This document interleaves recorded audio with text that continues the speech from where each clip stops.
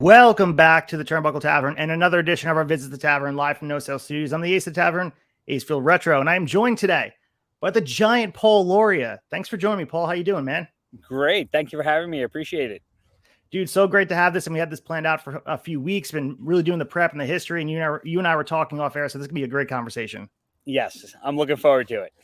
All right, let's jump right into it, man. Big shout out to Kono for setting this whole thing up. That's our man, the cut above the rest, Kono Capuccia. Shout out to Remarkable Wrestling. Yes. But let's get started here. Let's turn back the clock.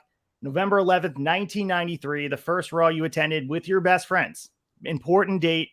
Is this the moment that you fell in love with wrestling, or was it something that you knew you wanted to do before seeing it live, the pageantry, all that stuff in front of WWF 93? No, I think before that was, if I might have the date, I might have the show wrong, but I want to say, I always refer to it this way: Starrcade '89, Sting. Wow.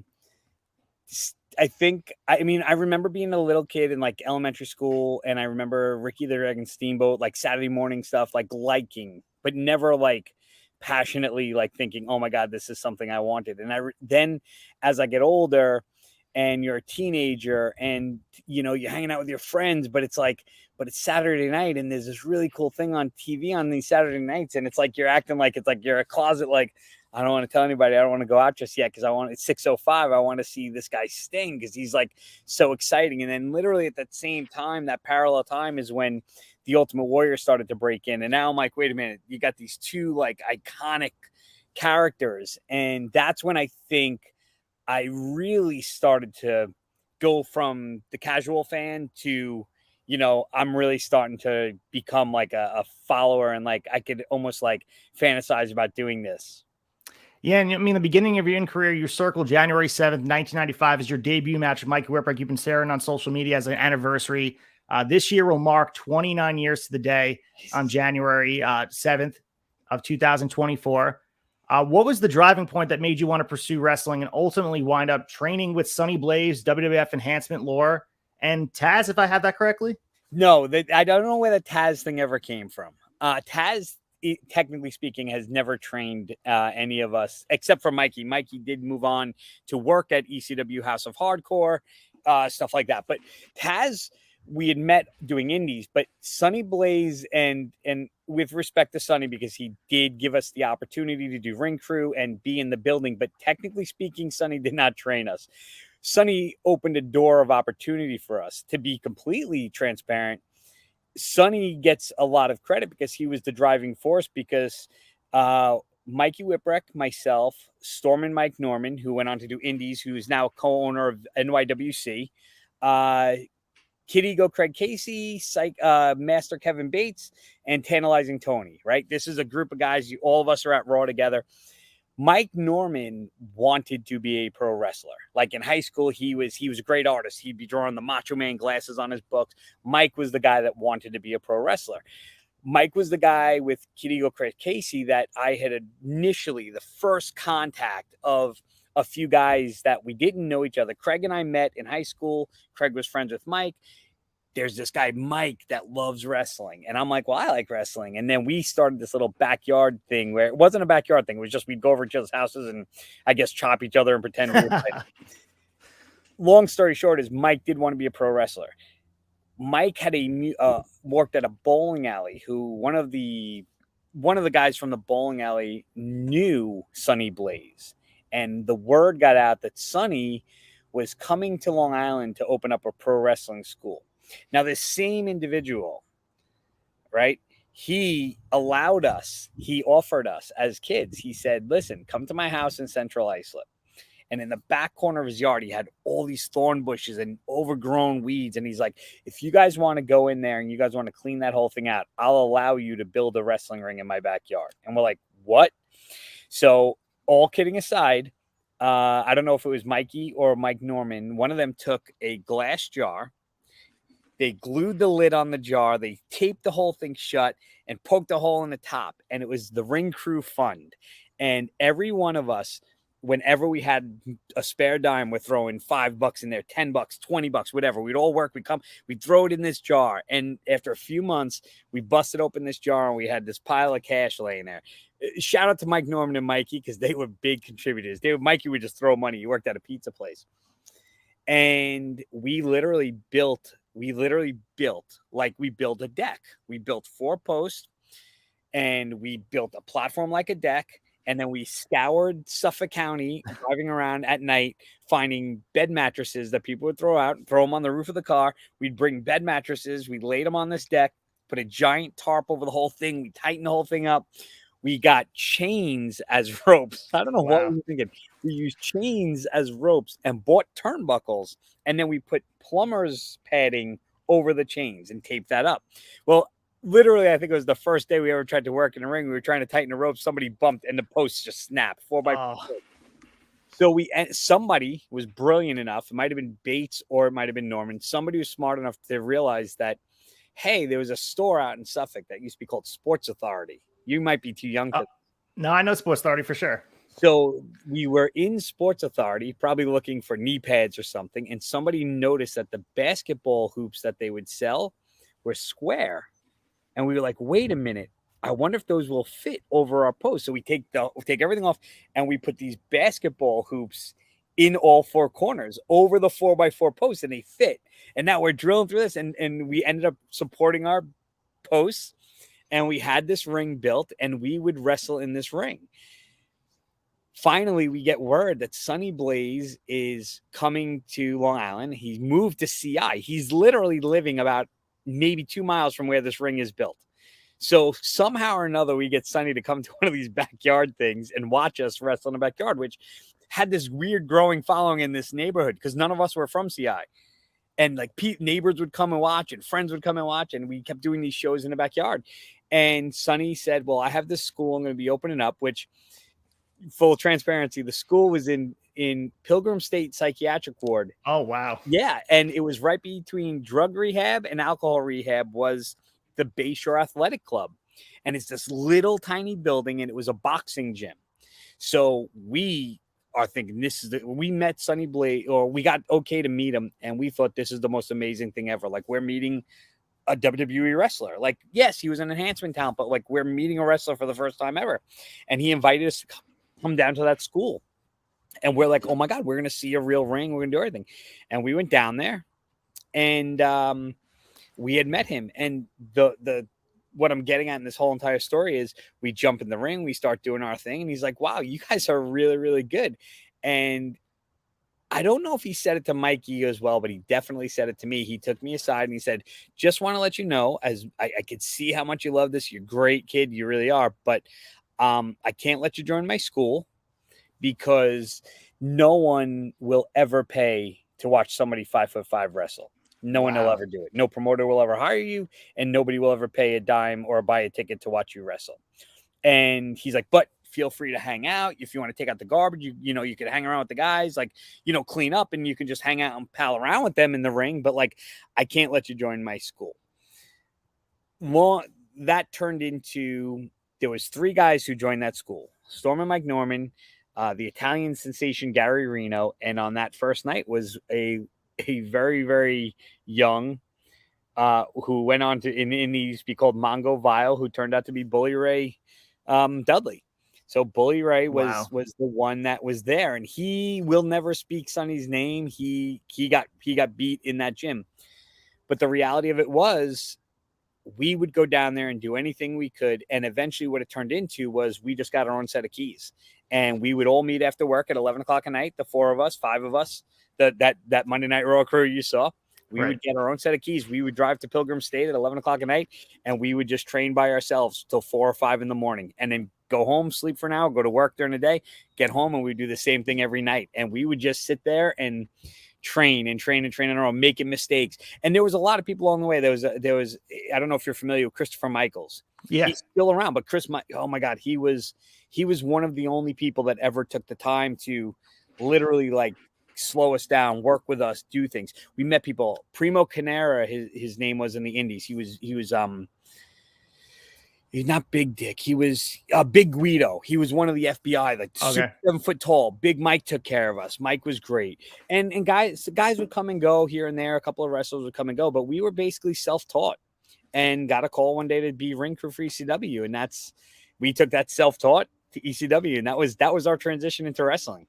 That's a crazy story. And then so Cage Match gives Sonny, someone's got to contact Cage Match, take Sonny Blaze off that. I feel like you guys it should just say something different than that. But it's without social media, the aid of public getting to the business. It was sort of this, like, as you mentioned before, just happenstance that you met the right person. Yes. And you hear stories too, big and small, from people that said that they contact somebody and they put a ring in someone's backyard. I think it was the last Robert Undertaker where he was talking about being trained and being kind of sold a bag of goods sometimes, where you, similar to you, they built the ring and not much training went on. It was more of just this, not as organized as today, where you can go on social media and click on wrestling school, especially Long Island, as you know. Oh my God. Like, all over the place. You could be a wrestler tomorrow. You can go on Amazon and buy tights. You can go to a school. You could find a school within 5 miles of your house, and you could step foot in a ring tomorrow and say, I'm training to be a wrestler. Like, with us, that was unheard of. It wasn't possible 30 years ago. Yeah. And I think there's a huge divide. You and I were talking off air how different the wrestling business is. And, me in my emergence of doing the ring announcing were remarkable and just seeing kind of behind the scenes. And I'm at a different starting point that where you were at the time 30 years ago. Do you see it being, better, a blend? What do you see as the better path to get into wrestling as far as the business goes? Oof. What I've noticed is, I think it's like life in general. There's a breakdown in respect. Not to say that everybody is disrespectful, but I walked into locker room. I went to WCW with Mikey Whipwreck, all right, at Nassau Coliseum. He brings me and a buddy of mine, and we're hanging out. And there we are sitting in like a section backstage, because WCW house shows back in the day were a free for all. And Mikey didn't get used on the show, but we're there and we're hanging. And Rey Mysterio walks up. Nice to meet you, I'm Ray. Ric Flair walks up. Nice to meet you, I'm Rick. Ric Flair is introducing himself to me because I'm with Mikey. That was the respect. There was ECW. Rob Van Dam would walk up. Nice to meet you, it's Rob. Like, whoever it was, just like we did. Now, it's kind of like the indie scene is so free, and guys do things now that I don't know if I could blame them. I don't know that they were brought up in it's their generation. I don't know that I could blame them. It's just like, I never, ever worked on a show where I left the locker room to go just mingle in the crowd while other guys were working. That was a sign of complete disrespect, because why would somebody come out and steal the attention away from the guys working? Not to mention the guys would go out there for their merch during intermission. Guys would go out. Now, after a show, if you were leaving and people saw you, that was one thing.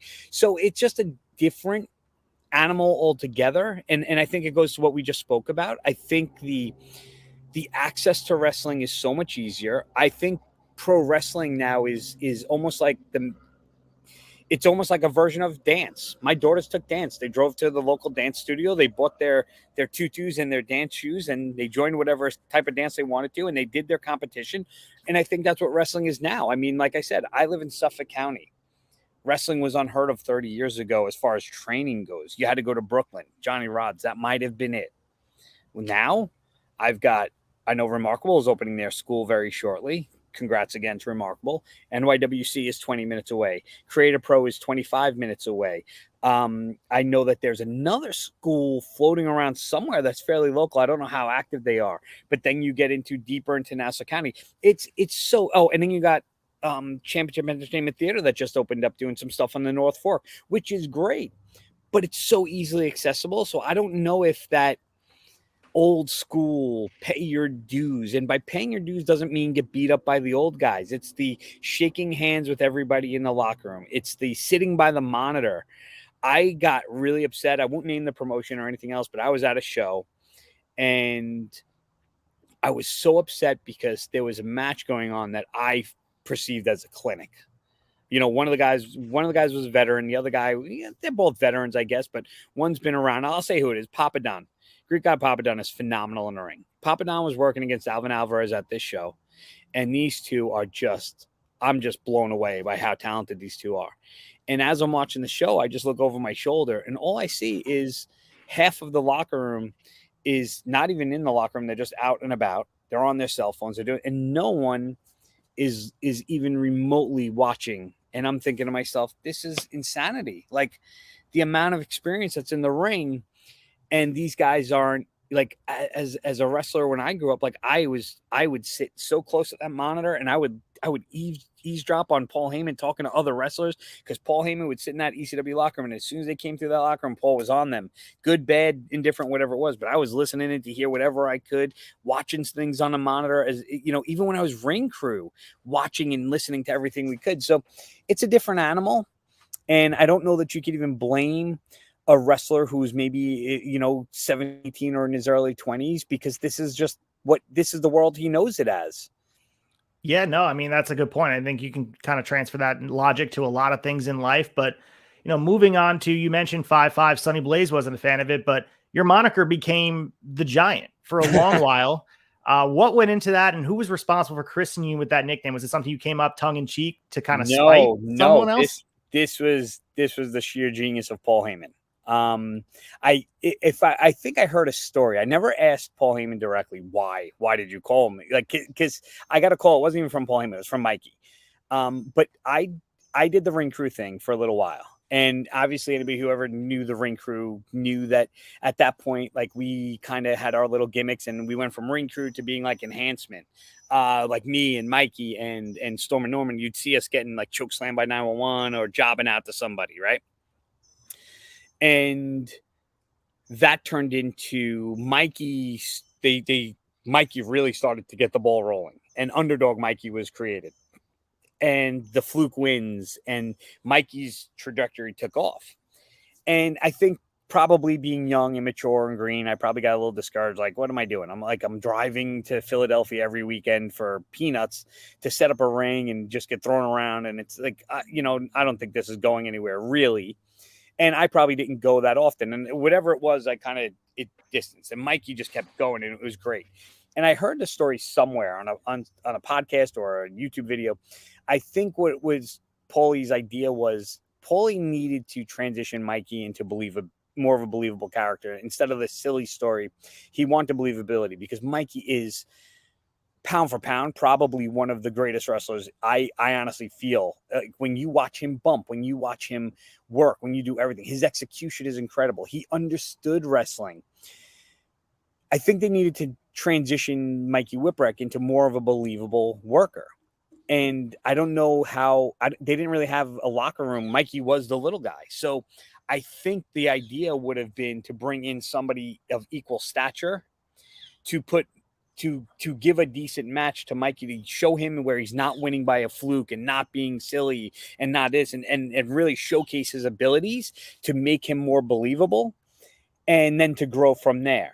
So Mikey called me saying, hey, listen, Paulie wants to, use us to do a story, obviously doing the ring crew thing. And there was a history there, like it's a true story coming in together. We did the Young Dragons together, like all of that stuff. So that's where it came from. And literally the night, and the very funny story was, the night I came in, I don't know. I definitely don't know how being a name works. I was always just a nobody. We'd come to the hotel, and Mikey is obviously a little more established. So we go to the hotel, and you can't even get to the front desk. Everybody who ever went to ECW knew the same hotels we stayed in. So the lobby was always filled with the fans. I'm just kind of like trying to weasel my way in, and Mikey's like getting mobbed, autographs, the whole thing. And I'm like, this is crazy, And that night we go to the ECW arena, and Paulie explains that. So, he's like, I have this idea. I want you to be the Giant. And I'm like, I'm laughing to myself. I'm like, I don't get and again, this goes to what I told you earlier. Like, in my head, I always I idolize Sting and the Warrior. I'm like, I don't know how to do this. Like, what? I don't know. Now, in hindsight, oh my God, that could have been $1 million. So you've seen that character a couple of different ways. I thought it was, I just said, okay, let's kind of wing it on the fly. And I go there and I get fully dressed up in my gear, and Paul Heyman starts yelling for the next match in this segment, because Mikey had a match and I was supposed to go to ringside, and I don't know. So Paulie calls me over, and I come running over in all my gear, and he's like, what are you doing? I'm like, what? He's like, where are your clothes? I'm like, I thought I was wrestling. He's like, no, put your clothes on. So if you watch the infamous punch to the face spot, you can literally see I didn't have time to change. I took my pants and put them on over my gear. You could see my knee pads through my jeans. I threw a t-shirt on. I pulled my pants on as fast as I could. I'm running out I'm trying. And now here I am at 5'5", and I'm trying to legit shoot work my way through the crowd to get to the ringside area, right where like sign guy and the hat guy, and these are like legit fans. They're like, get the hell out of here. You're not coming in our spot. They don't know it's an angle. And I'm like, no, I really need to get in there. And I'm fighting my way through. And Joey Styles is doing an interview, and like 5'5", I can't fight through this crowd. They're twice the size of me. So behind this is very funny. But Paulie had this idea, and I think I started to kind of see where it was going, and I kind of just like went on the fly. But again, really no warning, like maybe a few minutes warning at best, that I had to figure out what the giant was on the spot. Wow. And I mean, you mentioned Mikey Whipwreck, and we'll talk about it extensively continuing throughout this. You're tied interchangeably, and let's get into being partners, and we'll get into the opponent part. You mentioned the build up to that feud and that match that you guys had at Double Tables, and I believe you had a match at Heat Wave as well. Let's tap into the Young Dragons and your time teaming with Mikey. What was that like? What was the initial thought for that? And did you guys always gel so well in the ring? You guys are obviously friends, but did it always gel in the ring as well? So Mikey is Ozzy Osbourne. His favorite band, favorite singer, always loved Ozzy. I was like a Bon Jovi guy. That is me and Mikey to a T. Vinegar and oil and water, we've always been complete opposites in that context, which worked very, very well. The Young Dragons actually came about, if you go back to the Sonny Blaze story. When Sonny Blaze said no one would ever hire somebody 5'5", I was pretty angry about that. Not because I wanted to be a wrestler so bad, just because I didn't like being told no. And I legit went home, and I had a pair of back in the late 80s, early 90s, there were these things called bicycle shorts. And what they were spandex shorts. Long shorts for men, but they were spandex. And they were kind of in at the time, and I had a pair. And I literally am sitting on a couch, and I'm watching 605, I'm watching WCW, and I'm watching Brian Pillman versus Jushin Thunder Liger. And I was a super mark for Jushin Thunder Liger. And it hits me as I'm watching Jushin Thunder Liger at his size that I'm like, I could be from Japan. And I start taking a scissor and I start cutting bicycle shorts. And I had from a Halloween costume this crazy black rock star long hair wig. And I start cutting, and I didn't know how to sew, so I'm using a needle and thread, and I literally made the mask of the first Young Dragon. I had vinyl. Me and Mike Norman was incredible at. Mike used to make replica belts out of vinyl and door kick plates. And one day I'll send you some pictures, and you could take a look at them one day. And I'm using vinyl for the shapes of the eye, and I'm hand sewing this whole thing, and I make this mask. And I started going down to Sonny Blaze's gym, and I started training with a mask on with mesh in the eyes to see if it would hinder my breathing and how I could see with my, peripheral vision. And I told him, I'm like, I could say I'm from Japan under a mask, and that's why I'm so short. And he looked at me and he was like, I don't know if you're insane or that's brilliant. And because again, I don't even know if that's socially correct to do in today's day and age to put, but I go there. And this is one of the mysteries I never got an answer to. During Ring Crew, during one of somebody's match, Paul Heyman sent somebody over to get me and said, I want to speak to him. And I'm like, oh boy, like this is before I had my ankle. And I walked over to Paul Heyman and he said, I need to speak with you. And I said, okay, what can I do for you? And he's like, what is this I hear about a mask? And I was like, now we were taught, going back to our other conversation, respect, pay your dues. We were taught you always bring your gear no matter what. So here I have my duffel bag, and I pull out this black and white mask, and I went to like a local karate store and bought a gi and cut the sleeves off. And then we used to have a flea market. I don't know if you know what a flea market is. Oh yeah, Tia's Flea Market. Yes. So we had a Tia's Flea. That was a Tia's Flea Market is where we went, and there was the airbrush booth, and I came up with the name Kendo the Hurricane Osaka, and the guy came up with an idea to make something look like, I said, think about like the Karate Kid, the way he has that little, like the little bonsai tree, like give me something oriental on the back. And he created this whatever picture it was on the back of this gi. And I had that in my bag, and I showed Paul Heyman, and he looks at me dead in the eyes. He goes, next week, I need 3 of those. And okay. And the Young Dragons were born. Wow. I mean, interesting turn of events. You're actively feuding with Mikey in ECW and teaming with him on the same show. So you guys Young Dragons opened the ECW Double Tables event 1995 in a 6-man tag match with Jason the Pitbulls, and then teaming, and then had one of the best matches on the card, in my opinion, at Double Tables against each other. So this is different. We don't really see this on the independents and even anywhere else nowadays, but what's the ideology of working two different characters, and how do you get in the mindset to do something like that? Because the match with Mikey was a big match for you.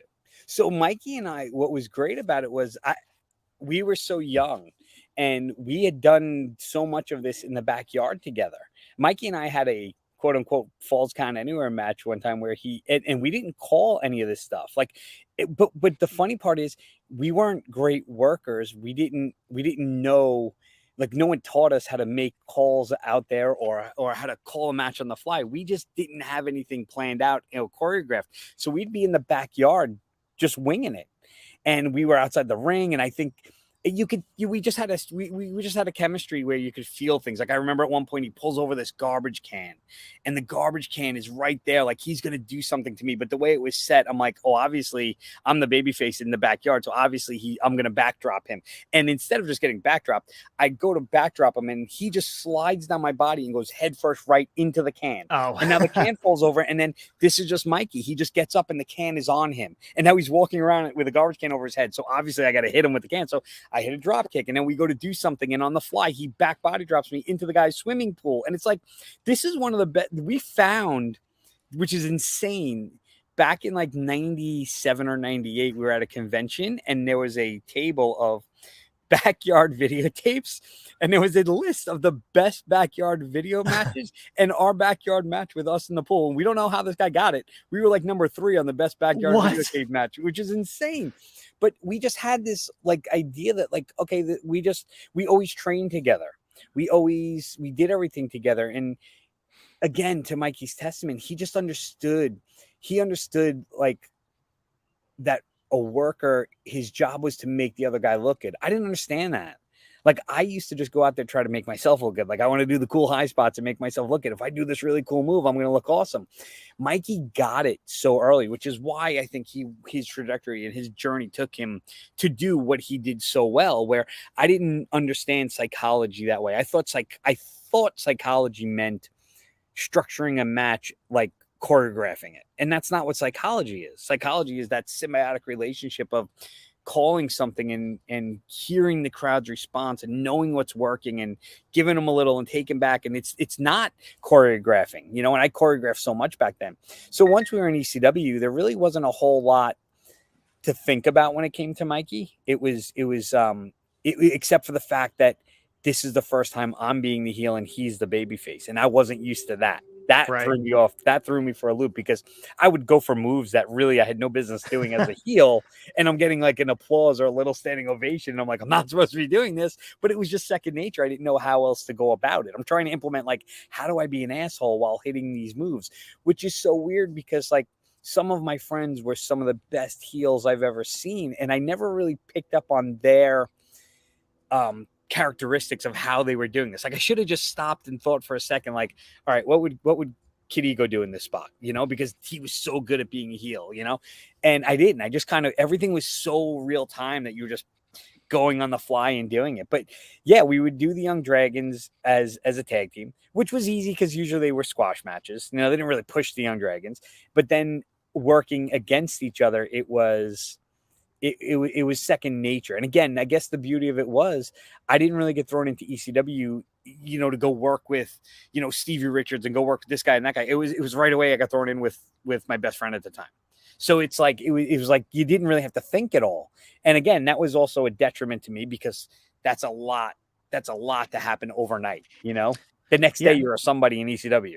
Absolutely. I mean, we can keep talking about this Mikey because it's so important, but I want to make sure that people understand sort of the perspective. And I think you referenced it before, building up Mikey to make him look stronger and get him to a place where people believed him. But the initial build to the feud was built around the Rookie of the Year that was awarded to him, Wrestling Observer in 1994. You came and did the attack in the crowd, as you mentioned. But what's your recollection of coming up with that creative? Was it that tied with the Giant with Paul Heyman, or is that all sort of kind of baked together? Paul came up with the Giant idea, and I think honestly and I remember Gary Pitbull telling me this when I went to the back, and I think it was one of the reasons why it got over so well was Mikey Whipwreck is left-handed, and when he was doing the conversation with Joey Styles, I got my way to the ringside, and the idea was we're supposed to just have like a little, oh, congrats, and I'm supposed to turn on him, like really like blindside him. Mikey reached over and shook my hand, and he adjusted because I'm righty, and he shook regular. And I said, I'm like, no, shake normal, shake like you know how to shake, because you're lefty. You know, you would always shake backwards. And when he shook my right hand, I don't know how to throw a left-handed punch. And all I know is that in my head, I'm just thinking to myself, please don't shake with the right hand. Don't shake with the right hand. And I see him reach out with the right hand, and I'm like, oh, dear God, because it's Mikey, Joey Styles, and the cameraman. And the camera is this close to my face. And I'm like, this is everything right now. Like, this is everything. I don't know how to throw this punch. And I just laid into him. I just shook the hand. And if you watch that left hook, I just blasted him. Right. I mean, his eye was black the next day. I blasted him, but right on camera, that punch, there was no version of that people thought, oh my God, like that was wrestling, that was fake, that was, because it wasn't. I just laid into it. I didn't go full force, but there was contact, and I just hopped over and I started laying the chair shots in, and I knew that little 2 to 3 minutes was the only thing I had to make all of these people that might have known me as ring crew, might have known me, seen me in ECW arena, because that was a small fan base, and it was a hardcore fan base that was at every show. They might have been like, wait, isn't that the dude that like always lost to like 911? Like, why would he? I had to go a little more of a vicious attack, while that transitioned to the Giant being, I wouldn't say comical, but like I used to do the thing where I like pop up on my toes because of being short. I wanted to perceive, or with 911, I'd go to his face and then look up. And it was just that I had to create something that would register that people thought it was real. And plus, it's ECW. You know, no, they would have killed me if they thought that was, you know, goofy or fake or not looking good. So, yeah, it was the Giant, but it was like almost like the best friend first. And then I transitioned into, because they gave me, like, Jason introduced me as the Giant, where now I'm almost going to take on this moniker arrogantly because I already did the dirty work, so to speak. And then I was able to loosen up a little bit when we went into matches. But again, if you watch those matches, they were little, in hindsight, knowing what I know as a 51-year-old man, there was so much story to play with, but I didn't know that. I just went with match, and I went with competitive match to give some credibility to me and Mikey, because I was such a mark for some of the guys in the locker room, you know, being a mark for Dean Malenko and being a mark for Chris Jericho and guys that would come and go. So I just wanted to go out there and have wrestling moves, which in hindsight, you know, the Giant story, the gimmick of the Giant could have been great. You know, look at what BWO did. Look at what some of those funny characters did. You know, look what Spike Dudley did. Spike Dudley was an incredible way to utilize a character with the wrestling ability, you know, but I was just too inexperienced that soon to understand all that. Yeah, and you mentioned ECW 95, and we talked about it extensively here in the tavern. We covered literally every TV, every big event that they had. We covered double tables and talked about your feud with Mikey and built up to it. But, you know, this was a launch point for the roster. I think this was a pivotal year for it. We saw the North American debut of Rey Mysterio. We saw Psychosis coming over from Mexico. You mentioned guys like Dean Malenko, Eddie Guerrero, Chris Benoit. Before being pillaged by WCW, this was a place to be where they were showcasing their talents. But you referenced the culture before and just the respect factor in the locker room. But do you recall the culture being built in ECW? Because people look at 1995 as a pivotal year where things sort of took off.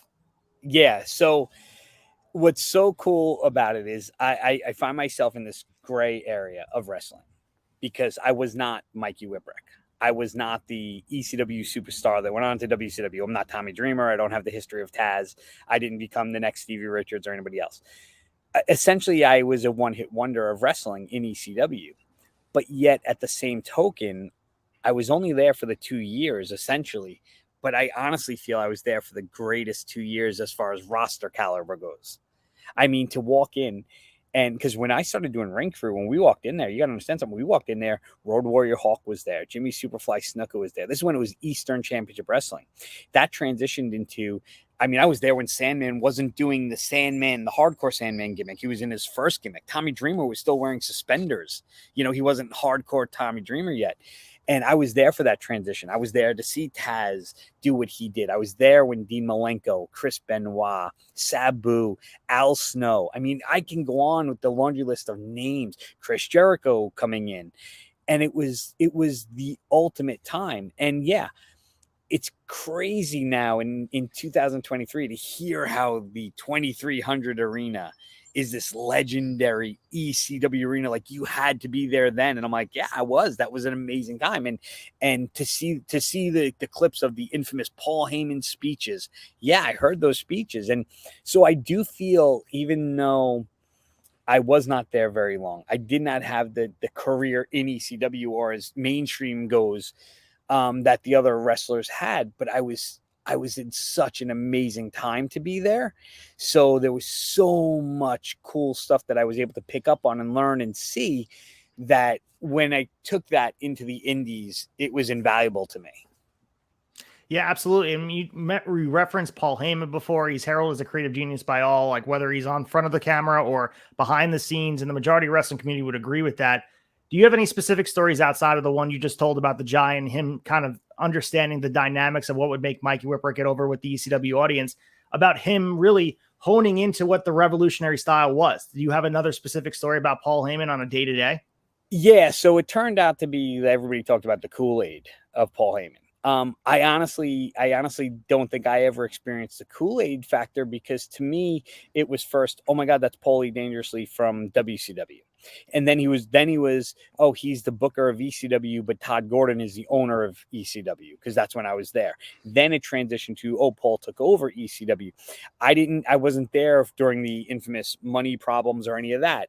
But like I said earlier, to be able to sit and listen, to watch Paul's, I guess, his formula, to see that he had this certain amount of time where he'd sit down, he'd go over what he wanted guys to do and move on. But then he would be by that, right over by the curtain where his little table was, and guys would come through. And some guys were pros where they didn't have to get talked to or anything. But like, even with me, like the minute I'd walk in the back, he would say, okay, listen, what you gotta do. And I think it was probably my first match with Mikey where it was something to the effect of, towards the end, Jason jumps up and kicks Mikey, and that throws Mikey off, and I climb to the top, and I think the referee was right there. Now, yes, it's ECW, but even though it was ECW, Paulie took me aside and he's like, listen, when you're in that situation, you've got to pull the referee, get that referee out of the way, let Jason have that shot without the ref seeing it. It creates so much more heat. It wasn't so much of, oh, you did that in front of the ref, why didn't you disqualify? It was that it was the reaction the fans would have given, and I started to realize, wait a minute, there's so much more to this. And then I would start to listen to his critiques of other wrestlers and input and suggestions. And a fun story was, I remember just loving that and trying to think of ways, because I didn't get used all that much, but I knew how important things were. So I remember the night we did the 911 spot with, when I basically go at Joey Styles and I call out 911. Paulie had no idea that there was a suspended chokeslam. That was something that I came up with, and I asked 911 in the back. I said, come here for a second. His name was Al. I'm like, Al, come here a second, because now I've probably I spent a year of my life getting chokeslammed 15 times a weekend. I did it as myself. I did it as ring crew. I did it as a younger egg, all in the same show, like night after night after night. That's all I did. And I was thinking about this, and I forget who it was. I want to say, I don't know if it was a Malenko, but it was somebody who was like, oh my God, what if you tried doing this? And we were all bouncing this idea. I'm like, just come here, let's try this. I'm like, if you go to chokeslam me and I can post, I could just hold myself there. He's like, do you think? I'm like, no, we could totally do it. And we're in the back and he tries it and he's walking around with me back there. I'm like, oh, this is going to be great.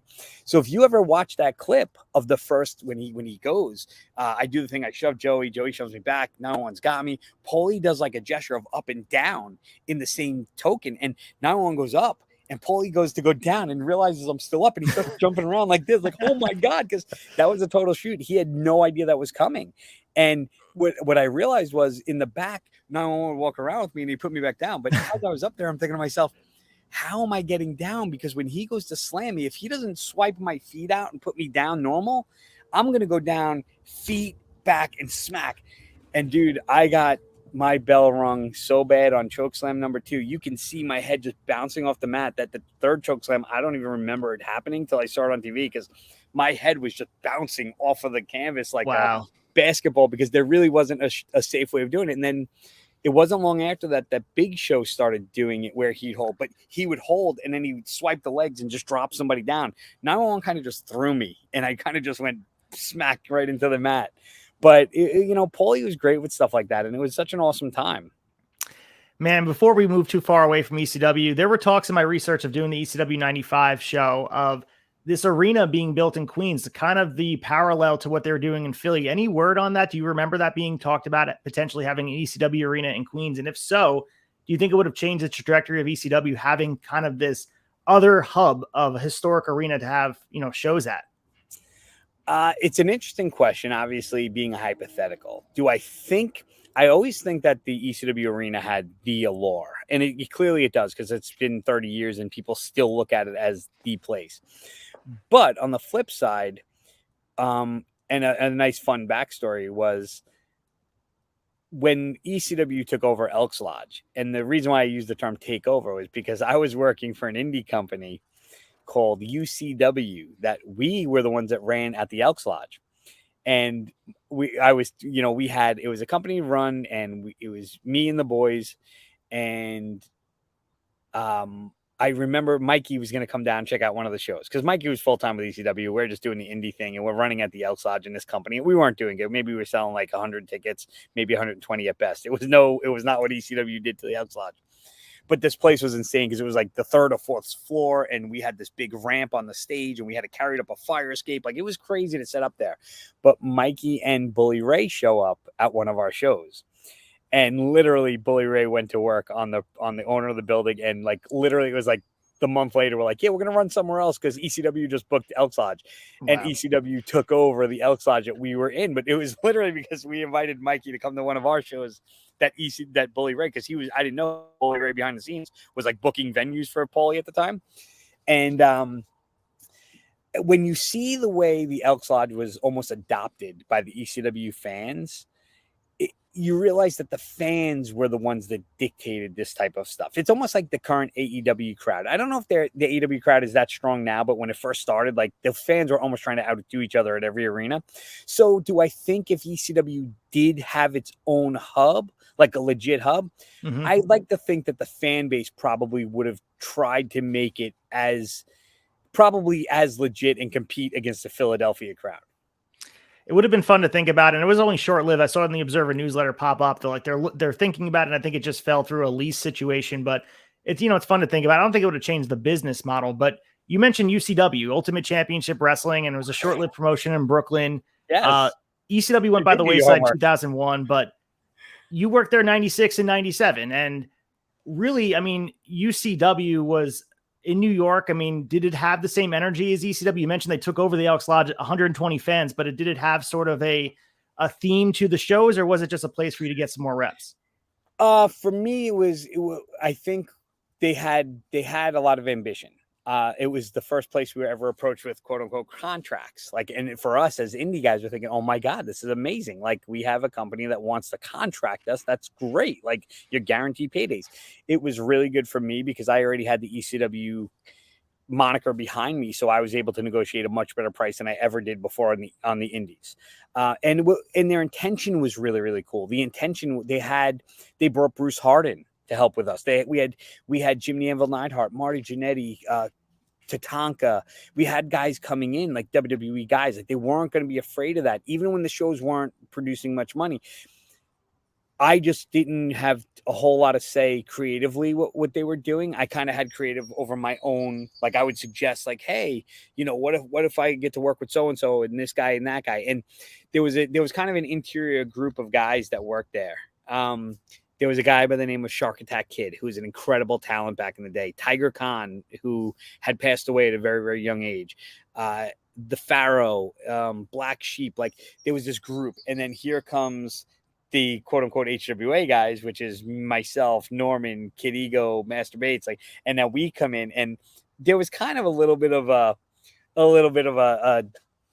at first we all got along very, very nicely. And then we kind of were integrating into UCW management a little bit. Like, I remember for probably 6 months, I was going to Queens and working in the office, and we had a say in what was being booked and what we were doing. And it was kind of crazy, but it is where I did find my true love for creative and for booking, because the owner of the company, they did make a huge mistake. They went out on a show, and I had nothing to do with this, but they went out on a show to announce the live crowd. And at that point with guys, when we would do Long Island shows, like when we were doing Deer Park Community Center with guys like Norman and Bates and those guys, we were doing a really good crowd. We were probably doing the 250 to 300 selling out the Deer Park Community Center.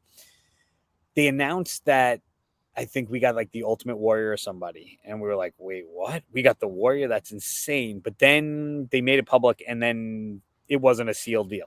So it's like, they're like, how do we come back from that? I'm like, I have no idea how we come back from announcing you have the Ultimate Warrior and trying to find somebody else. So I remember it kind of like getting a little weird. And then we had a show booked and something had happened where basically they had to cancel the show. And I was adamant about not canceling this show. And the owner looked at me and said, what are you talking about? Like, what do you mean? I'm like, let me run the show. Let me run this show. He's like, how are you going to do that?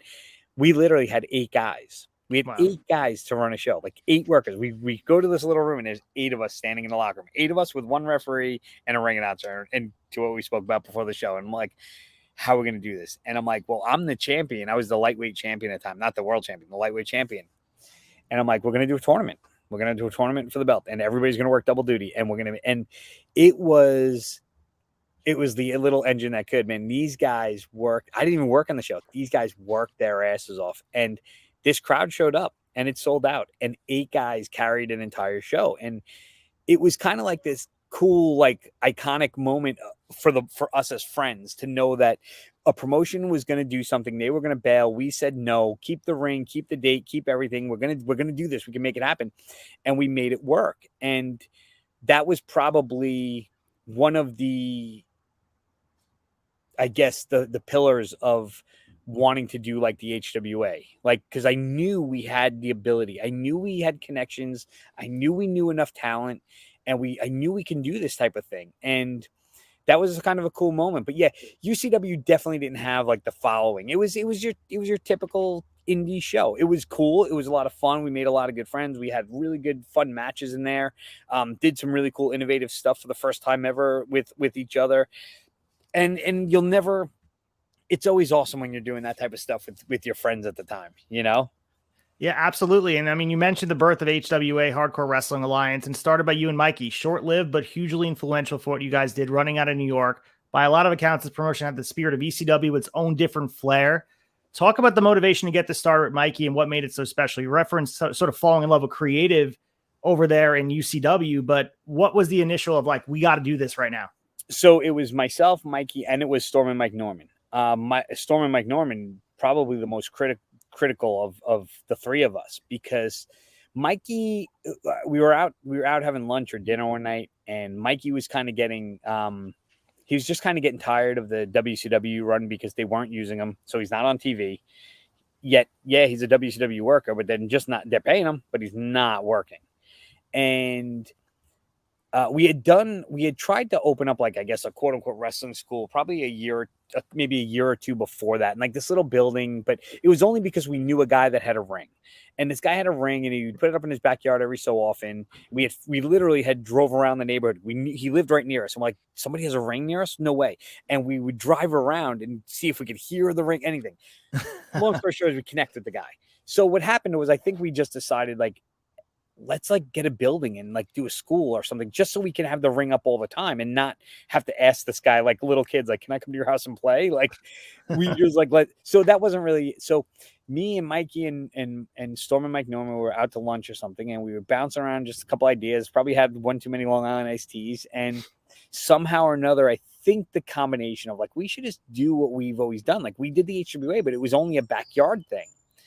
And we're like, and now here we are. We have a little bit of name recognition. Mikey's in WCW. I did the ECW thing. Storm McNorman actually did ECW too. He was in one of the heat waves. And whatever the reason was, we came up with the idea, like, let's just do a wrestling school, you know? And so Mikey had the contact for an ECW ring. And Mikey was going to, the basic idea was Mikey was going to be the face of the company as far as being recognition.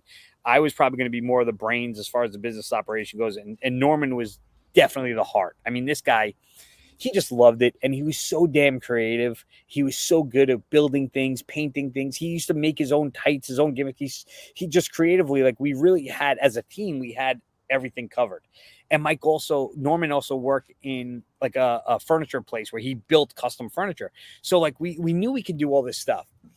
So I started running around doing my research in Holbrook, and I found, the typical industrial warehouse. And at the first bout was like this 1,100 square foot. Now, you don't really know what 1,100 square feet is, but the bottom line is we didn't even have a ring at the time, but we got this building, and it's basically a garage is all it is. It's high enough, it's deep enough, but it's got a garage door, a little tiny office space, and a bathroom, and that's it. And the ring, when it goes in, you maybe have about 6 inches to a foot on either side of the ring on the 3 sides, and then there's an opening here. So we're like, this is cool for a school. So we thought we're going to do this. And Mike Norman started making us like a custom desk, and we had like our office, and we're like, this is great. Like now we had our real version of HWA, even though we didn't have any students or anything. We had this. So me, Mikey, and Norman, we start doing our best to recruit anybody we can as far as wanting to become a student. We got WCW superstar Mikey Whipwreck, like ECW. So we start getting a couple of guys going, and we had a contact for a financial, backer, and said to him, hey, listen, like this is what we want to do. We want to create a school, but we need money for a ring. We need whatever. And he backed us. So Mikey called in a favor. We got an ECW ring. That was the ring we got, 18 by 18. We put it in this building, and we had a school. And one of our first students ever was Shane O'Neill, who is current owner of NYWC Wrestling. And what ended up happening was Mikey and I are out to lunch at Applebee's. We used to frequent Applebee's of Bohemia quite often. And Mikey gets a phone call, and it's Spike Dudley. And Spike's just chatting it up with him and happens to say, hey, listen, man, I'm gonna be coming to Long Island because I have to do the ECW video game. They're gonna suit him up with all the green dots, and they're gonna film him, but he's gonna be the worker doing his stuff. And we were like, what's crazy is, when are you coming? Because we're gonna do like, he's like, we should do something at the school or whatever. I'm like, let's make something fun of it. We'll call it a student showcase, because we're not a licensed promotion. We're not even really a licensed wrestling school. We just have a ring in a building, and we're saying we're a wrestling school. But we're gonna do a student showcase. We're gonna tell the students they get to wrestle, and they can invite their family and friends to see. Now, again, this is nothing more than a garage. So there's like whatever. You put chairs on one side, and that's it. And we did one of these student showcases, and what was funny was the show, probably like 30 people came, and all like the friends came, but all the boys, Shane was one of them. Shane's like, hey, when are we doing that again? I'm like, well, I don't know if we're doing that again. Why? And he's like, all my friends want to come back. They were telling all our friends, we got to do it again. I'm like, all right, we'll do it again. So Mikey's sitting there, we're at Applebee's. Mikey's on the phone with Spike. He's like, we're going to do our second student showcase, so you should come down. And he's like, oh, I'll definitely come down. So like, well, let's make something fun out of this. So Shane O'Neill from NYWC, he gets like a following. Now, we don't tell anybody about Spike. No one knows Spike's coming. We adjust a little thing. We made like a cool little entranceway in the gym, and they're going to do their second student showcase. We probably have maybe 100 people. What was cool was we had to open the garage door because we couldn't fit the chairs. So there's like chairs.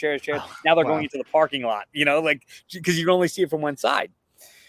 So the students are doing their thing, and Shane was a big, big mark for Mikey. So there was a spot at the end of the show where Mikey comes out and does something with Shane, and then all of a sudden the lights go black, and all the kids like, what the hell's going on? And Highway to Hell starts playing, and Spike Dudley shows up, and these kids, the students, the 100 people watching, lost their shit. They were like, this is insane. This is incredible.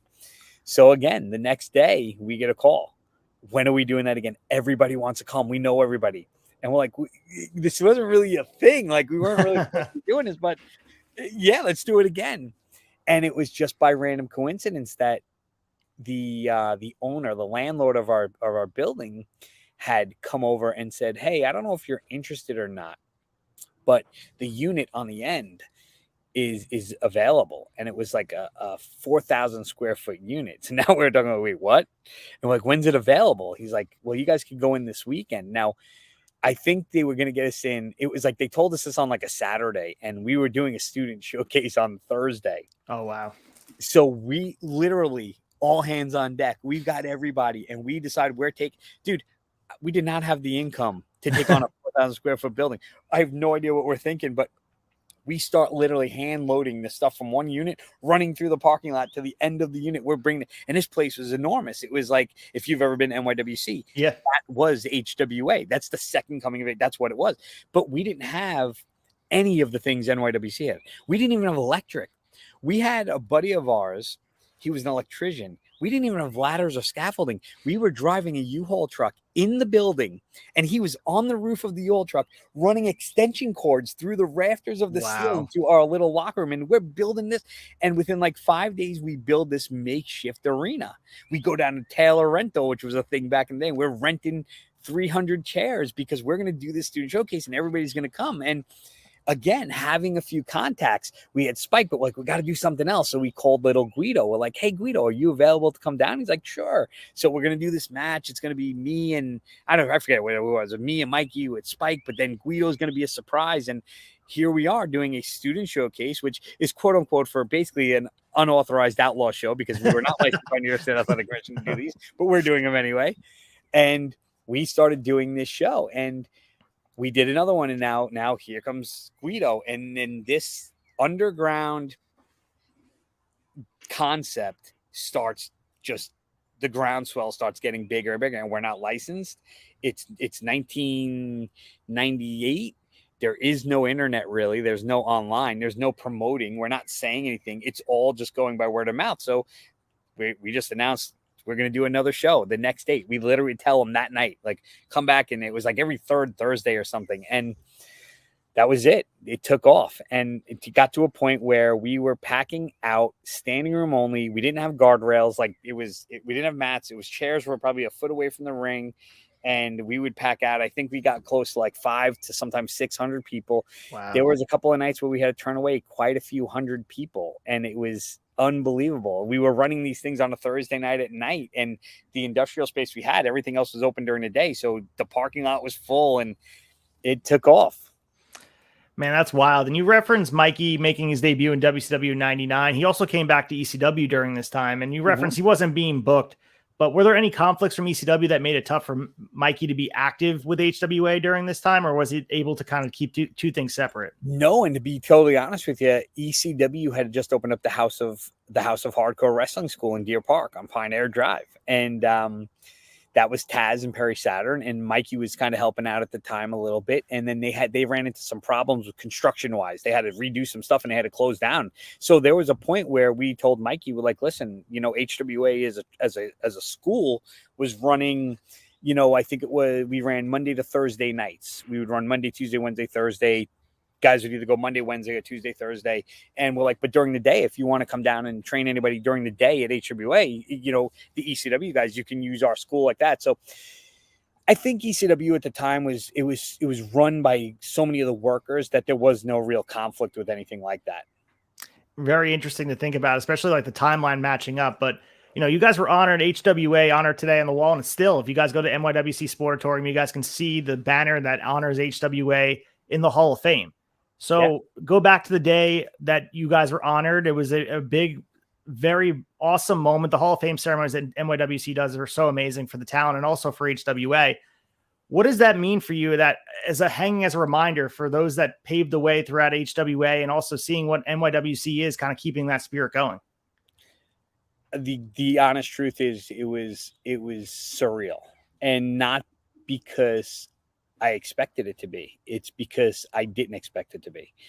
I had no idea the HWA had any input or any impact on anyone ever. And I thought it was just like anything else. I thought it was a bunch of friends and we all just were being nostalgic and we'd all talk. And Shane was being he was our boy. He was our first ever student. He now took the mantle of HWA. He did everything the right way. He got licensed. He got all his permits. He's running legal shows. He's doing it all right. And I always felt like it was probably just a way to say thank you. And then he talked about it a couple of times, but then it never happened. Like, it was a couple of years we've heard, I'm going to do HWA. I'm going to do this. I'm going to do that. Whether it was, I'm going to put somebody in or whatever. And then it was like, wow, you're really doing this. Okay, that's cool. And again, almost like that feeling of like, if we go out there, is everyone going to know who we are type of thing. And what ended up happening was when he announced it, the outpouring, not even so much from the audience, but from today's roster, today's talent was so amazingly eye-opening. Hearing from so many people that I had no idea had any clue whatsoever about HWA. We're like, oh my God, are you kidding me? Like, we totally know HWA. I didn't know any of this. You also have to remember something. In 2001, it was in HWA was the first ever Psycho Circus match. That was a creation of Mikey Whipwreck. It took place. It was only a match, not the show.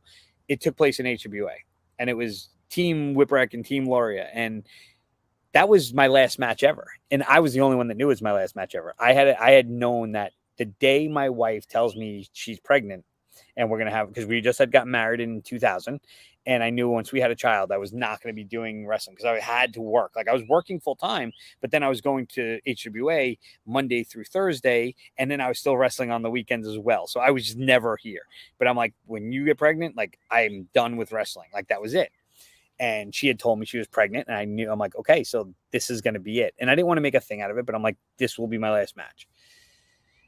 And I did that knowing that it was over from then. And that was in 2001. And then I was done. I was out of wrestling forever, gone. And then it was probably about 2011 or 12 is when I Facebook reconnected with a bunch of guys. I went to my first NYWC show. And that's when I was like, oh my God, this is amazing. I didn't know about NYWC up until then. And I saw all of it, and it was amazing to see. So I guess I perceived HWA the way I perceived it, that it was non-existent anymore. And so many people came out of the woodwork with comments and stories, and somebody made a post along the way, probably like a couple of weeks before the ceremony, and was like, I don't know if today's generation understands the impact that a company that was only around for 2 years is being honored in an induction into a Hall of Fame, and it's still talked about 20 years later. And that was honestly very eye-opening to me to realize that it's true. 2 years is all we had. I mean, if you equate that to wrestling, that's like Stone Cold and The Rock in their prime. I don't mean that Stone Cold only wrestled 2 years, but like the Stone Cold gimmick that everybody knows, Austin 316, that was a couple of years, and yet it is one of the most iconic wrestling gimmicks ever. So it was really cool on that indie level. And then once we got there that night, oh my God, I don't think I could have asked for a better situation. The only thing that would have made it better was Shane being there. Shane unfortunately couldn't make it, even though it was his ceremony. He couldn't make it that night. And that was the only thing that would have made it better for me. But to be inducted with the SAT, who we broke in, to be inducted with Tony Nese, who was a 17-year-old kid that weighed about 90 pounds sitting front row at every single HWA show. And now he's gone on to NYWC. Now he became a superstar, and now he's standing there with us after this kid just wrestled a few years prior at MetLife Stadium in front of 83,000 people, winning a Cruiserweight Championship for WWE, living the dream. And now here he is being inducted as well. It was, I mean, that's representative of everything. I'm there with the guys that did it. I'm there with the fans that were there who were inspired and became stars themselves. I'm there with the students that joined in and became stars themselves. Like, it was everything you could have asked for. And I honestly thought that was it. I thought that was the perfect ending to a perfect story up until I got a call to go to Wrestling Is Now. And then I found myself back in wrestling again. Dude, is beautiful and poetic. It really is. You referenced the impact, Psycho Circus over 20 years. We just had the last one in February. It continues to happen as an annual event. As an SAT, their impact also came through the doors of HWA.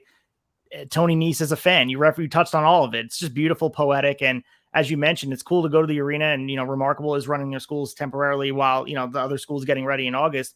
There every Monday, checking out all the banners, and there it is, hanging right there, paying respects to those that came before. I think it's a beautiful thing that NYWC does. So, sure. I love it. And even a guy like Mega was that first class too. Mega was the first class of HWA, and that was seeing him being inducted into the Hall of Fame, having him induct us into the Hall of Fame was like I said, I don't know that you could have written it any better. So speeding up to the current day, you're obviously always going to be a fan of professional wrestling. Are you consuming it on a weekly basis? Have you moved away from that, or are you just kind of pick and choosing stuff you see on social media? No, I think I think I'm excited about the state of wrestling today, and I wasn't for a while. I love the excitement that AEW brought, but after 4 years, you're starting to see a few of the holes in their game. But what I'll always say about AEW is they have such great intentions. I don't know if their execution is always spot on, but you can see the intentions behind it. I think they are a healthy organization that's incredible. I love it to see half of NYWC, to see, and when I say that is because even when you look at right now, MJF and Chris Statlander, they come from Creator Pro, which is Brian Myers School, and Brian Myers is a graduate of NYWC. And I'm also going to say it is NYWC, but it's also Mikey Whipwreck. The dysfunctional family tree of Mikey Whipwreck is one of the things that is probably one of the most unknown, which should be unrecognized, which should be, shouted from the rooftop things, because his fingerprints are all over everything. When you look at it, John Silver, Alex Reynolds, Trent Beretta, Jay Lethal, Amazing Red, Tony Nese. And now you look at Brian Myers, Matt Cardona. I mean, these people Willow are Nightingale. She's taking off too. Willow, who I could not be happier for, because when I saw her the night of the HWA induction, that Psycho Circus night, I said to her, God, I hope you one day get a call from AEW. I think she had got called to do like enhancement. And I just said, I'm like, that women's division needs that girl so bad, because she is the epitome of relatability. She is incredible. She's so her confidence is through the roof, and her ability in the ring is incredible. And she's the perfect combination. I to this day, I see things about Britt Baker. I think Britt Baker was taken as the face of the company and projected so strongly in your face that I think it was a lot, because I don't know that Britt's in-ring ability, and she's good, but I don't think her in-ring ability can back up the presentation they intend to give, where Willow is that person. Now, clearly, Willow is she's going to fall in line with that roster, because now they have so much ex-WWE talent that it's a solid roster of women. But Willow, I am such a fan of Willow and so happy that she's in there. But to your point, I mean, Chris Statlander, again, Creator Pro, the whole half that roster. So it's a testament to NYWC and to Mikey Whipwreck. And so, yeah, I watch, but I found that maybe it's because I'm older that when I was a kid, I was swinging for the fences, want to do all the cool fancy spots and choreograph everything. But like, I so enjoy story. I love right now. I think literally last week I was laughing out loud at MJF and Adam Cole. I think it is incredible TV. I think when you watch Sami Zayn and you say to yourself, there's no way in the world anyone would ever buy this 2 years ago if you said Sami Zayn has the ability to go out there. But again, it's not Sami Zayn and what he did in NXT. It's not Sami Zayn from Ring of Honor. It's Sami Zayn who's making the Usos laugh. It's that story that Sami's bringing to the table. That bloodline story, yep, it's going on and stuff, but I love that you're taking Jey Uso, who you never would believe could be considered main event caliber, Sami Zayn, Kevin Owens. And I heard a podcast with Cody Rhodes the other day, and I think he said it best, and it was really eye-opening. And he said, what's amazing about the current state of, especially WWE right now, is that like 7 or 8 years ago, maybe even 10 years ago, everybody wanted to be like, you got to stop bringing back Goldberg, stop bringing back everybody. You got to give your younger talents a chance to shine. And I was one of those people saying that. I hated that they brought back Goldberg, and you're doing Goldberg again and Undertaker again and all these guys. But in hindsight, it was the right thing, because they weren't mature enough. They weren't experienced enough. Now they are.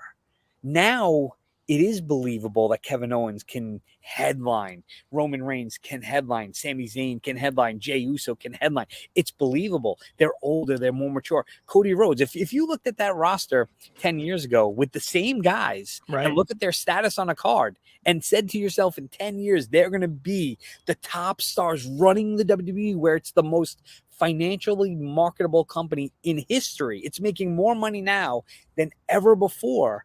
With this generation, it's pretty amazing. And that's all storyline driven stuff. So you referenced before popularity. Wrestling is thriving. Do you think we're in a current boom period of wrestling similar Absolutely. To the 90s? You think it's similar to that?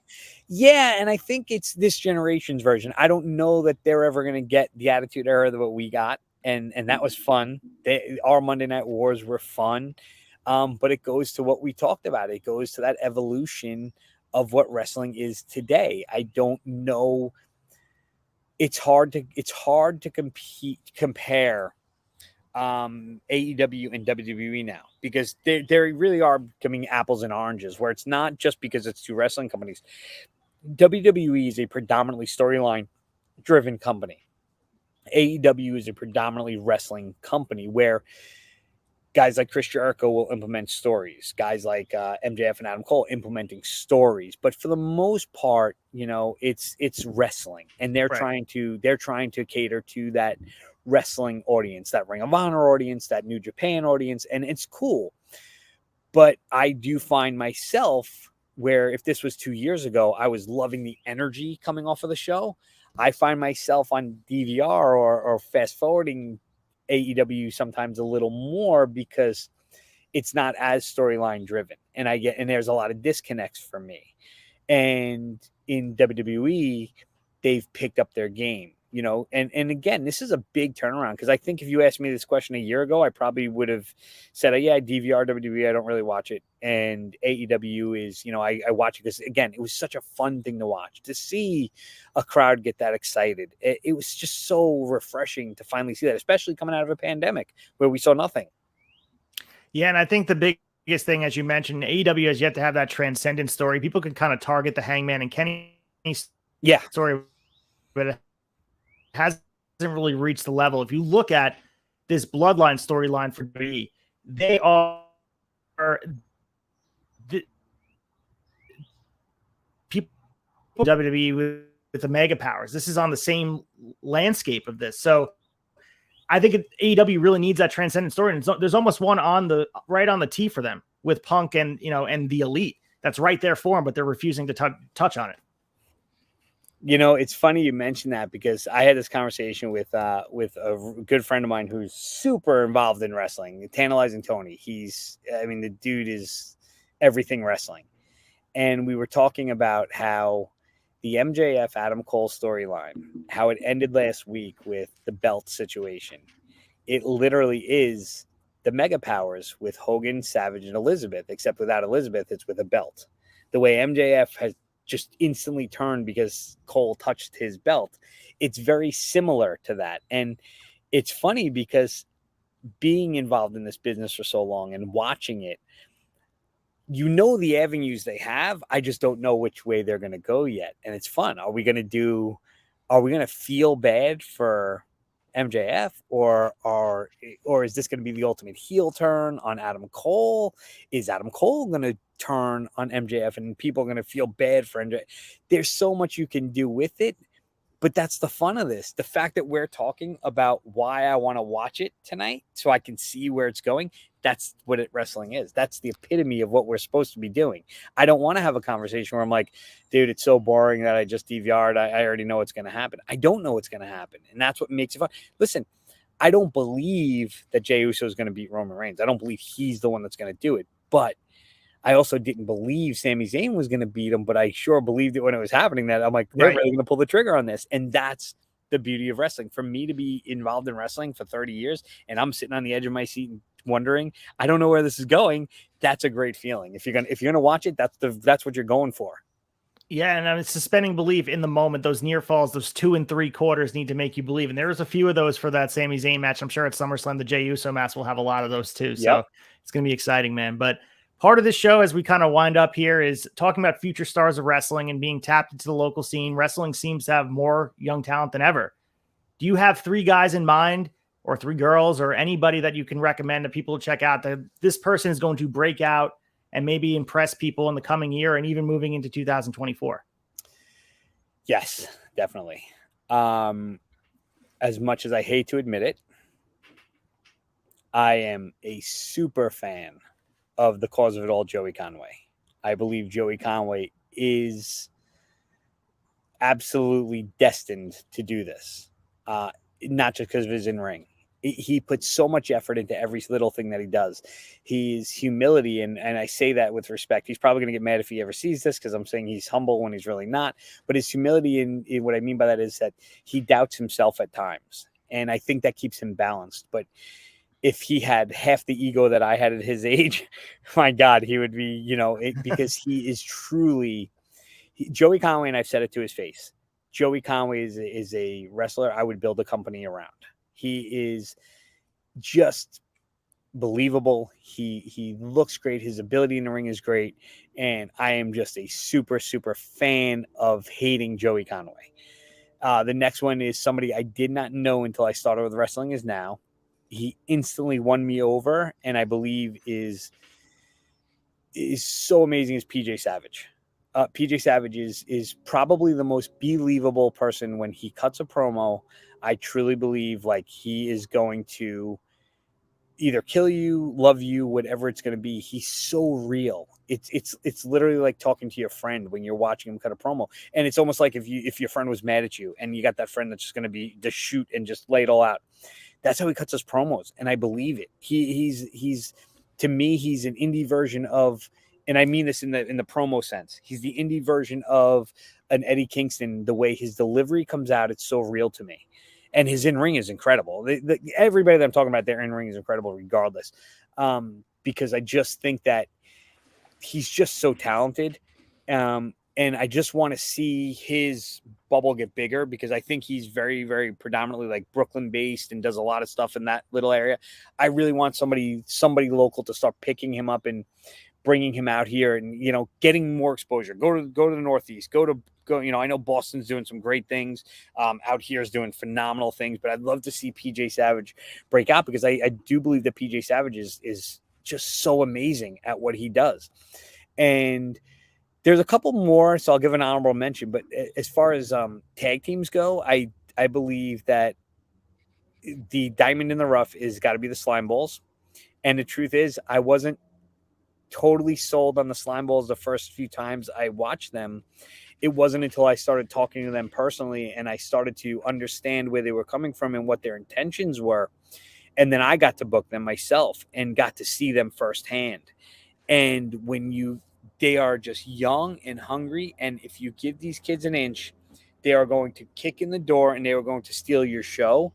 So I love the Slime Balls, and I equally love the Audacity. The Audacity to me are a gold mine for any company because you've got two brothers. And again, that's a personal one because Seth and Micah used to sit in that HWA crowd on a Thursday night as teenagers and watch HWA back in the day. And a little side note, at that Hall of Fame ceremony at NYWC, I gave Micah, I found my last ever HWA original t-shirt that I had. Wow. And I gave it to Micah because he said he never had the opportunity to have an HWA shirt. And it was old and ripped and beat up, but I was like, it's the only one that exists, so I want you to have it. But they look incredible. They wrestle even better. They do need some work on their promo skills and stuff. But again, I don't know that I could fault them because indie wrestling doesn't really give you a platform to really cut promos that much. It's more about self-promotion. Like that's where you see people doing really well with promoting is when they cut their own promos for their own pages or YouTube or anything. But Seth and Micah, though, they look like stars. They're stars. So I love those guys too. And there's another guy over coming out of that that end over there as far as that win category over there in Face. Face looks like a monster. He wrestles great. He has a great look. But let me tell you, man, I met some young guys though that Alec Price is incredible. Yep. I don't want to say a guy like Encore Moore because he really is in the highest level of an indie fashion you can be working at House of Glory. You know, you're over there. So to say like, are you going to break out? I think he's already broken out. Right. I don't think you go much higher than House of Glory except when you get signed to either NXT or AEW, which has got to be on the horizon, you know? And a shout out to somebody who I love to death is Papa Don. Papa Don is just a veteran, and my intention with him over at Wrestling Is Now was to utilize his knowledge with that locker room. He is it's a strong term, but he's a living legend in the sense of he's not a guy that's sitting in the back as a coach. He's in the ring working just as good, if not better, than the younger talent. And they're learning in real time on the fly. In the ring, they're learning from this guy who has 30, almost 25 years experience. And it's like, that's who you want. So for any company that's not utilizing him in that fashion, to me, it's criminal. You know, and he's a wealth of knowledge and the nicest guy ever. He takes time to talk. He spoke to me during Psycho Circus. I was doing the indie table for the merch with Joey Conway, who Joey Conway was nice enough, even though he doesn't want me to say it, to let me, shill some merch at the table with him. He's but an asshole. Papa Don was so nice to me, and he's, I respect so much of what he does and what he continues to do. As you mentioned, he's still competing at a very high level. All those guys, Joey Conway, the Slime Balls, I consider them close personal friends, and they've been here on the show. I just love everything they're doing, and the future's bright, man. Not even just for wrestling at large, but even right here on Long Island, we're continuing to produce absolute. It's a machine. You mentioned the guys that are there, but I think in 5-6 years, we're going to see top of the card, and the biggest promotions are probably going to come from Long Island. I mean, being said, it has to be the case, right? Hey, when you just said absolute, that's the other one. Alvin Alvarez to me, man, that dude is just all around. That dude is incredible. The last show I did with Wrestling Is Now, him and Alec Price stole the show. Every little thing. And what's great about Alvin is it's the stuff that only the real experienced fans or the veterans understand when you watch him. There's no wasted motion in anything this guy does. Does he wrestle great? Yep. Does he look great? Yep. Does he carry himself like a professional? Absolutely. But it's the little things. It's the facials. It's the footwork. It's the selling. He's so good at what he does.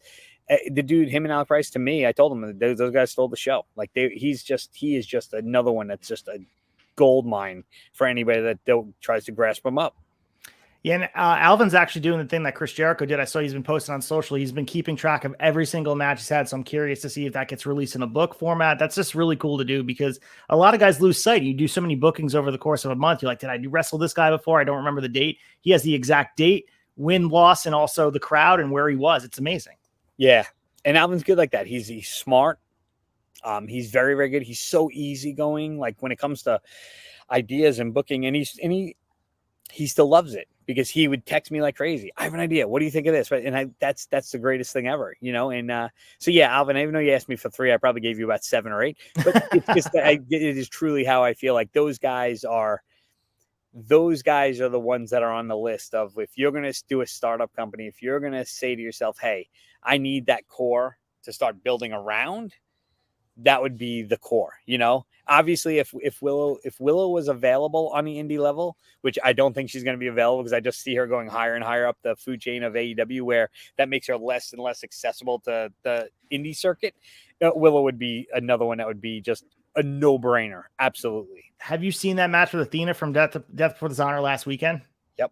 Unbelievable. It might have been on par with Rhea versus Flair at WrestleMania. I think it was 1A, 1B as far as match of the year women's wrestling goes. Yeah, and what's so cool is that she's getting presented in a way that now you're starting to recognize she is the complete package of what you want in a wrestler.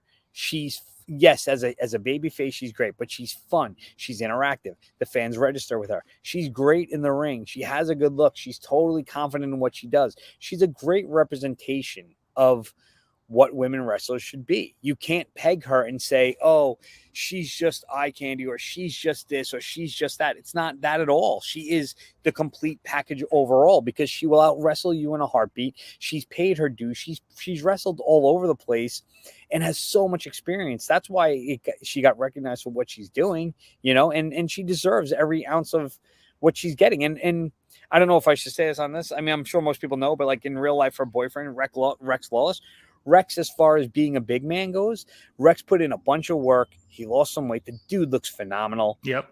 Breaks my heart, because one of the last people I spoke to about bringing in to win when I was in charge was Rex. Rex and I had spoken about it. And unfortunately, I hope that somebody over there recognizes that and continues to, say, hey, we should bring him over here or something like that. But I know he works everywhere and he's doing well. But Rex is another one that's just incredible out of, again, NYWC. Absolutely. And before I let you go, man, I want to give you a chance to put a platform out there for anything that you have coming up. What do you want people to know about what's going on in PAUL LAURIA's life throughout 2023? And as, believe it or not, we're approaching 2024, believe it or not. Mm-hmm. And the honest truth is to stay tuned, because I don't have anything set in stone right now, but there are a lot of moving parts right now. And when it's been about a month since I departed with Wrestling Is Now, and it was a nice break, because when I was with them, it went from 0 to 100. I went from not being involved in wrestling to the floodgates had opened creatively, and it was literally every day. And I ran the social media site for them, and it was like, I mean, I think I posted like 3 or 4 times a day or 2 to 3 times a day, every day for 6 to 7 straight months. Like everything was like focus. And I couldn't stop my brain from going. So I made the conscious choice to disconnect, to go spend some time with my family and just get balanced again and find it. And what happened, which I honestly didn't see coming, was in that process, there was some contacts made or guys reaching out and be like, hey, what's going on? Or, hey, I heard this and that. And, you know, those private conversations were genuinely inspiring, and it felt really, really nice to hear things. And, you know, even like a guy like PJ Savage who reached out and was like, dude, you know, I loved working with you and it was so much fun and everything else and stuff like that. But there are still some things that are lingering, and not so much with me or my desire. And I don't mean to be vague in all this. It's just, I don't have anything locked in, so I don't want to say anything yet. Of course.